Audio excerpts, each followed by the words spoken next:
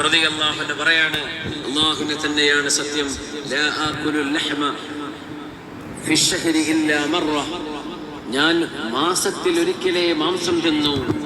ഖുദ്വതൻ ബിസ്വാഹിബൈ, എൻ്റെ രണ്ട് കൂട്ടുകാരായ റസൂലുള്ളാഹി തങ്ങളും സിദ്ദീഖ് എന്നവരും മാസത്തിൽ ഒരു തവണയെ മാംസം കഴിച്ചിരുന്നുള്ളൂ, ഞാനും അങ്ങനെയേ കഴിക്കൂ എന്ന് ശപഥം ചെയ്തിട്ടുണ്ട് ഉമർ ഇബ്നുൽ ഖത്താബ് റളിയല്ലാഹു അൻഹു.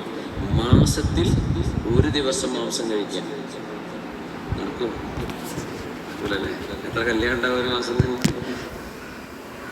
അപ്പൊ ഉള്ളത് മുഴുവൻ നമുക്ക് കഴിക്കണം നിർബന്ധമൊന്നുമില്ല. നമ്മൾ കഴിക്കാതെ വേറെ വിശക്കൊന്നും കഴിച്ചു പോയിക്കോട്ടെ, ആവശ്യത്തിന് കഴിച്ചാൽ പോരെ.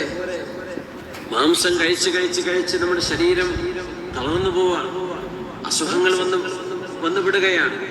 പുണ്യ നബി തങ്ങൾ സ്വല്ലല്ലാഹു അലൈഹി വസല്ലം തങ്ങൾ ഉച്ചഭക്ഷണവും രാത്രി ഭക്ഷണവും രണ്ടും കൂടെ ഒരു ദിവസം കഴിച്ചിട്ടില്ല. രണ്ട് മെയിൻ കോഴ്സ് ഭക്ഷണം, മുഴുവനായി വലിയ ഒരു ഭക്ഷണം നമ്മൾ ഉച്ചക്ക് കഴിക്കുന്നു, അതുപോലെ രാത്രി കഴിക്കുന്നു.